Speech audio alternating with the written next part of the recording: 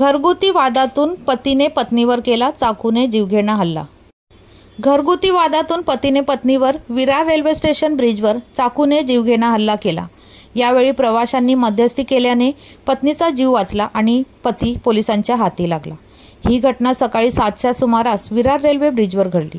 सकाळच्या वेळेस Virar railway station आणि ब्रिजवर प्रवाशांची प्रचंड गर्दी असते। त्या गर्दीत कामावर निघालेली पत्नी वीरशीला शर्मा हिच्यावर पती शिवा शर्मा याने पाठीमागून येऊन चाकूने हल्ला केला। शिवाने तिच्या मानेवर आणि हातावर चाकूने सपासप वार केले। सुदैवाने यावेळी ब्रिजवर असलेल्या प्रवाशांनी हिम्मत आणि प्रसंगावधान दाखवून शिवाला यशस्वीपणे रोखल्याने वीरशिलाचा जीव वाचला आणि शिवाही पोलिसांच्या हाती लागला। जखमी वीरशिलाला विरारमधील संजीवनी रुग्णालयात उपचारासाठी दाखल करण्यात आले आहे, तर शिवाला विरार येथे रेल्वे पोलिसांनी ताब्यात घेऊन चौकशी सुरू केली आहे। प्राथमिक चौकशीत घरगुती वादातून शिवाने वीरशिलावर हल्ला केल्याचा अंदाज व्यक्त करण्यात आला आहे।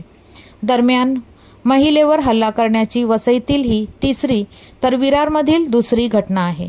18 जूनला सकाळी 8:30च्या सुमारास 29 वर्षीय रोहित यादवने प्रेयसी आरती यादव हिची वसई पूर्वेकडील गावराईपाडा चिंचपाडा परिसरात लोखंडी पाण्याने डोक्यावर घाव घालून हत्या केली होती। धक्कादायक बाब म्हणजे गर्दीने गजबजलेल्या रस्त्यावर रोहित आरतीची हत्या करत असताना तिला वाचवण्याचा प्रयत्न करण्यात आला नाही, अन्यथा आरतीचा जीव वाचला असता। त्यानंतर विरारमधील फुलपाडा येथील साईनाथ इमारतीत राहणाऱ्या 32 वर्षीय धनश्री आंबळसकर या विवाहितेची तिचा प्रियकर शेखर कदम याने 25 जूनच्या दुपारी तिच्याच घरात कोणीही नसताना गळा दाबून हत्या केली होती।